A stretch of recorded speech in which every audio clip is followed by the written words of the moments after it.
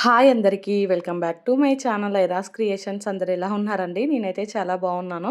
ఇంకా మీరు ఎలా ఉన్నారో కామెంట్ సెక్షన్లో అయితే షేర్ చేసుకోండి.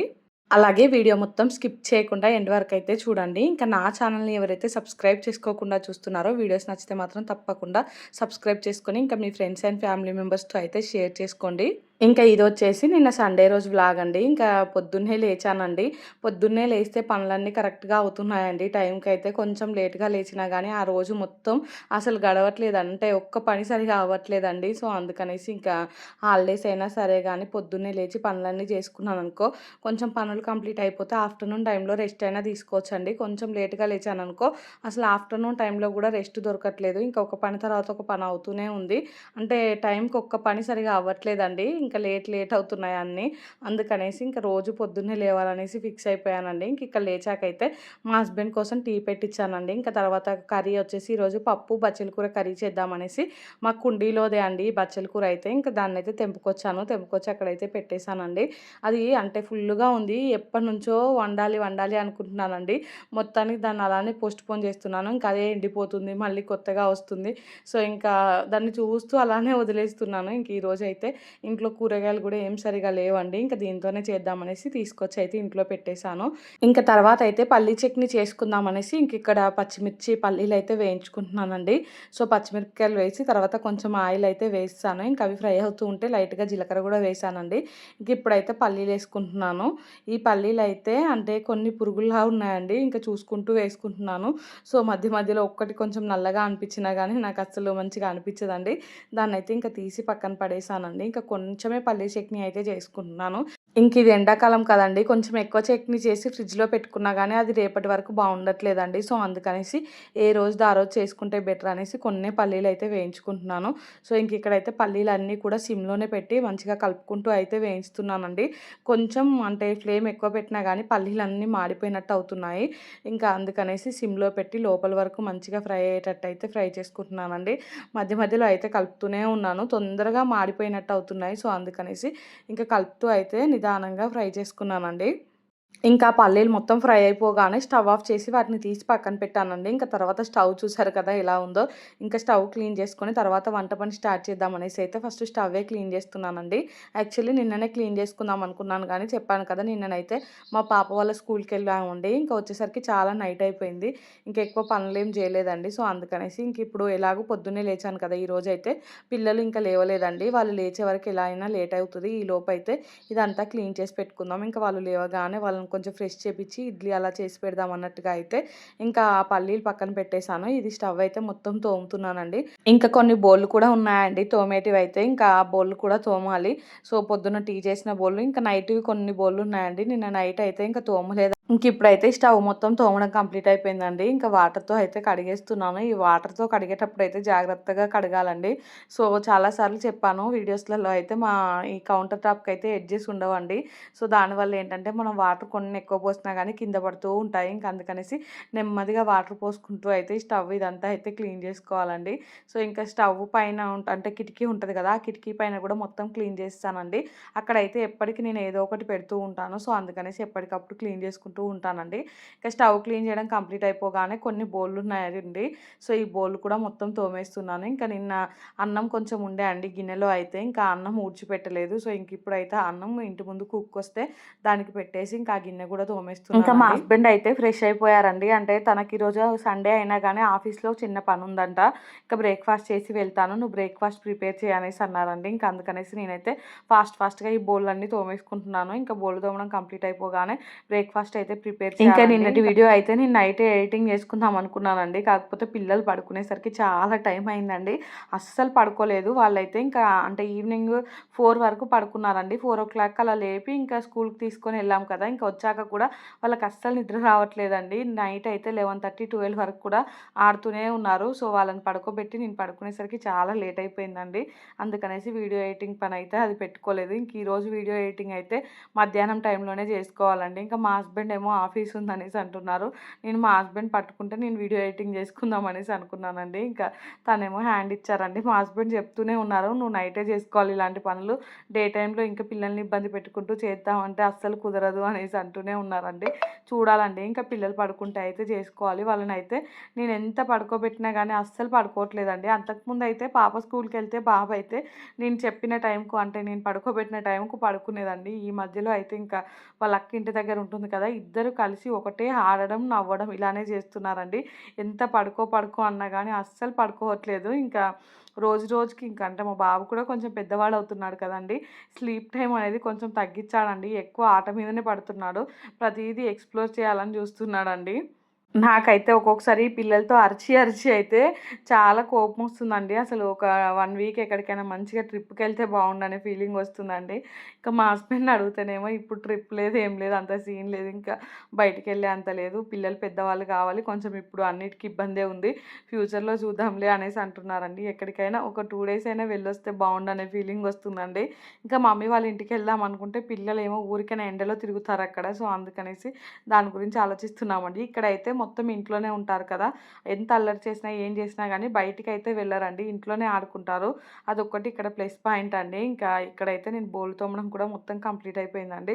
సో, అవన్నీ సింక్‌లో వేసైతే ఇంకిప్పుడు ఈ బోళ్ళన్నీ కడుగుతున్నానండి. బోళ్ళ చిక్కులో గూడా చాలా బోళ్ళున్నాయి. ఆ బోళ్ళన్నీ సర్దాలండి. నాకైతే ఒక 2 పనులు అస్సలు నచ్చవండి. ఒకటేమో బోళ్ళ చిక్కులో ఉన్న బోళ్ళు సర్దడం, ఇంకొకటేమో బట్టలు మడత పెట్టడం అండి. ఈ 2 పనులు అసలెందుకో అస్సలు చేయబుద్ధి కాదు. మిగిలిన పనులు ఏ పనైనా చేయాలనే ఇంట్రెస్ట్ ఉంటదండి. ఈ పనైతే పోస్ట్‌పోన్ చేస్తూ ఉంటాను. ఇంకక్కడ అంటే ఖచ్చితంగా ఇంక చెయ్యాలి. చేయకపోతే తప్పదు అనుకున్నప్పుడే చేస్తానండి. లేదనుకో దాన్నైతే నెమ్మదిగా స్కిప్ చేసేస్తాను. ఇంకిప్పుడు బోళ్ళ చిక్కులో ఉన్న బోళ్ళన్నీ సర్దితేనే ఇక్కడున్న బోళ్ళన్నీ బోళ్ళ చిక్కులో పడతాయండి. సో, అందుకనేసి ఈ బోళ్ళన్నీ కడగడం కంప్లీట్ అయిపోయాక ఆ బోళ్ళ చిక్కులో ఉన్న బోళ్ళన్నీ సర్దేసి మళ్ళీ ఈ బోళ్ళన్నీ బోళ్ళ చిక్కులో అయితే వేస్తానండి. మొత్తానికి ఈరోజు సర్దాను వాటినైతే. సో, ఇంకా అవన్నీ తీసాకైతే ఇంకిక్కడ స్టవ్ మీదయితే ఈ స్టాండ్స్ ఉంటాయి కదా! అవైతే పెట్టుకున్నానండి. ఇంకా పెట్టుకొని ఇడ్లీ పెట్టుకుందాం అనేసి ఇడ్లీ పిండయితే తీసుకున్నానండి.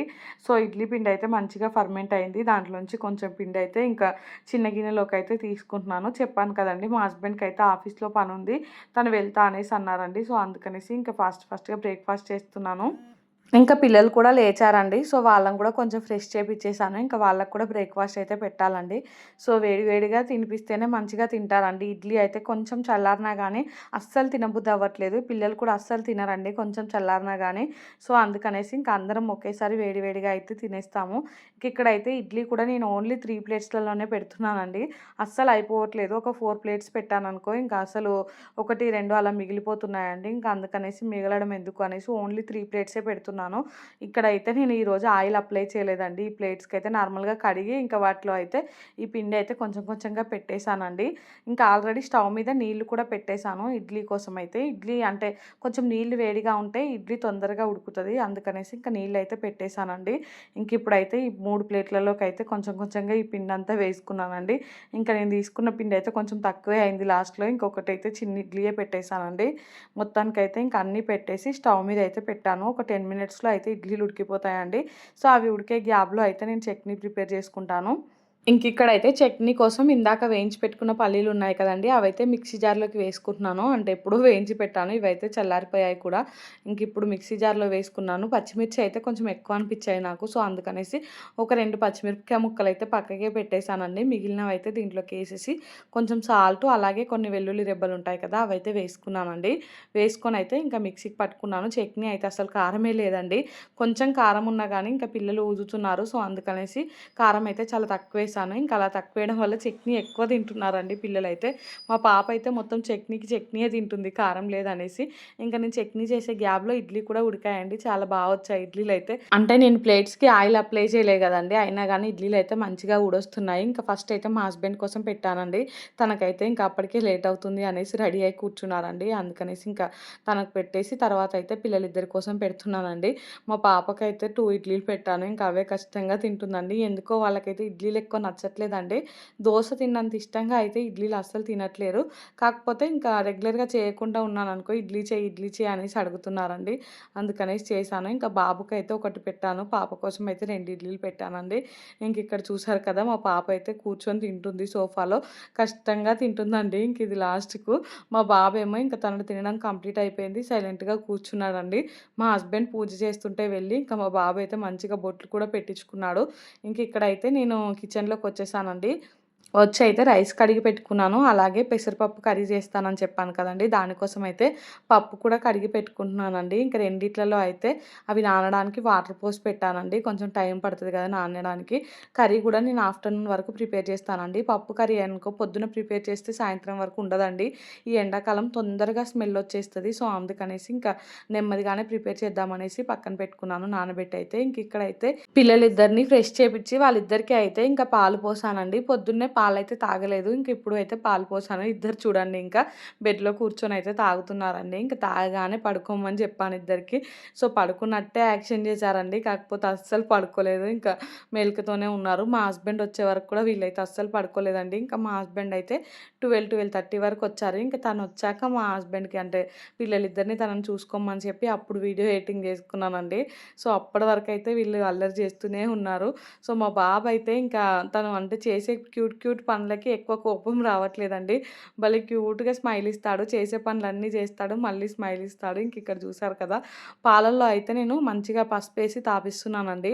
బాగా దగ్గుంది మా బాబుకైతే అస్సలు తగ్గట్లేదు. అందుకనేసి ఇంకా పాలల్లో అయితే ఖచ్చితంగా పసుపేస్తున్నానండి. ఇంకిక్కడ చూడండి పాలు తాగడం కంప్లీట్ అయిపోగానే పడుకోమని చెప్పాను. ఇంకా చెప్తే ఎలా కళ్ళు మూసుకుంటున్నాడో చూడండి. కళ్ళు మూసుకో అనగానే ఇంకా మా పాప ఏమో "కొద్దిసేపు ఆగు పడుకుంటా, కాసేపు ఆగు పడుకుంటా" అనేసి అలానే కూర్చొని చూస్తుందండి. ఇక మా బాబు అయితే ఇప్పుడు కొంచెం నిద్రపోయినట్టే యాక్షన్ చేశాడు. నేనైతే హమ్మయ్య! ఇక పడుకుంటాడు. పడుకోగానే ఎడిటింగ్ స్టార్ట్ చేయొచ్చు అనేసి అనుకున్నానండి. కాకపోతే ఇంక అస్సలు పడుకోలేదు. ఇంకా మా హస్బెండ్ వచ్చాక వీడియో ఎడిటింగ్ చేసుకున్నానని చెప్పాను కదండీ! ఎడిటింగ్ కంప్లీట్ అయిపోయాక ఇంక అప్పుడు వంట చేద్దామనేసి కిచెన్‌లోకి వచ్చానండి. టైం అప్పటికే 12:30 1 కూడా అయిందండి దగ్గరగా. సో, ఇంక ఇప్పుడైతే ఒక సైడ్ రైస్ పెట్టాను. ఇంకొక సైడ్ అయితే పప్పు కర్రీ కోసం అయితే ఇంకా నీళ్లు పెట్టానండి. ఈ నీళ్లు మరిగేటప్పుడైతే నానబెట్టుకున్న పప్పేస్తాను. తొందరగా ఉడుకుతది అలా అయితే. ఇంక ఇక్కడైతే ఈ వాటర్‌లో కొంచెం పసుపు అలాగే కొంచెం ఆయిల్ అయితే వేశానండి. ఇంకా ఈ వాటర్ బాయిల్ అవ్వడానికి టైం పడతది కదా! ఈలోపు అయితే నేను బచ్చల కూర ఉంటది కదా! దాన్నయితే కట్ చేసుకుంటున్నానండి. ఇదైతే సీలోన్ బచ్చలి అంటారండి. చాలా మంచిది హెల్త్‌కైతే. ఇంకా మా ఇంట్లో కుండీలలో ఒక చిన్న మొక్కేసానండి. ఆ మొక్కనే గింజలు పడి ఫుల్లు మొక్కలైపోయాయి. కాకపోతే నేను ఈ మధ్య కాలంలో అసలు వండను కూడా వండలేదండి. అది అలాగే ఎండిపోతుంది. మంచిగా గ్రీన్ కలర్‌లో వస్తుంది. తెంపితే మాత్రం ఇంకా అంటే గుబురుగా అయితదండి. నేనేమో అస్సలు తెంపట్లేదు. అది అలానే ఎండిపోతుంది. ఇంకా ఈరోజు దాన్ని చూడగానే దీన్ని ఖచ్చితంగా ఈరోజు కుక్ చేయాలనే ఫీలింగ్ వచ్చిందండి. సో, తెంపుకొనైతే వచ్చాను. చాలా టేస్టీగా ఉంటదండి ఈ కర్రీ అయితే. దీన్ని పచ్చడి కూడా చేసుకోవచ్చు. ఇంకెప్పుడైనా ఒకసారి మీకు పచ్చడి కూడా ఎలా చేసుకోవాలో చూపిస్తానండి. ఇక్కడైతే దీన్ని మొత్తం అంటే మంచిగున్న వరకైతే తీసుకొని చిన్నగా అయితే కట్ చేసుకుంటున్నానండి. దీన్నైతే మంచిగా కడుక్కోవాలి. అంటే దీనికి ఎలాంటిది ఏం వాడలేదు పెస్టిసైడ్స్ లాంటివి. దానంతట అదే మొలిచింది. మంచిగా వచ్చిందండి. చూడటానికి కూడా ఎంత నీట్‌గా ఉందో చూడండి. అసలు దానికి చీడ అలాంటివి కూడా ఏం లేవండి. దాన్నైతే కట్ చేసి కడిగి పక్కన పెట్టుకున్నానండి. ఇంకా ఈలోపు అయితే వాటర్ మరిగిపోయాయి. వాటర్ మరగగానే పొద్దున ఎప్పుడో నానబెట్టుకున్నాను కదండీ పప్పు అదైతే దీంట్లోకి వేసుకున్నానండి. చాలా తొందరగా ఉడికిందండి పప్పయితే. ఒక్కసారి అంటే ఒక పొంగొచ్చే వరకు ఉడికిచ్చాను అంతే. ఇంకా పప్పయితే ఉడికిందండి. ఇప్పుడైతే దీంట్లోకి కట్ చేసుకున్న పచ్చిమిర్చి అలాగే ఈ బచ్చల కూర ఉంటది కదా! ఇదైతే వేసుకుంటున్నానండి. ఇదంతా వేసుకొని ఇంకా ఈ బచ్చల కూర ఉడికే వరకైతే మంచిగా ఉడికించుకోవాలండి. దీంట్లో అయితే నేను పులుపు కోసం టమాటాలు కూడా యాడ్ చేసుకుంటానండి. మనం చింతపండు లేదా టమాటాలు ఏదైనా వేసుకోవచ్చు. ఇంకా ఇంట్లో టమాటాలు ఉన్నాయండి. ఇంకా టమాటాలు కూడా కట్ చేసి పక్కన పెట్టుకున్నాను. ఇది కొంచెం ఉడికాక టమాటాలు అయితే వేసుకుంటున్నానండి.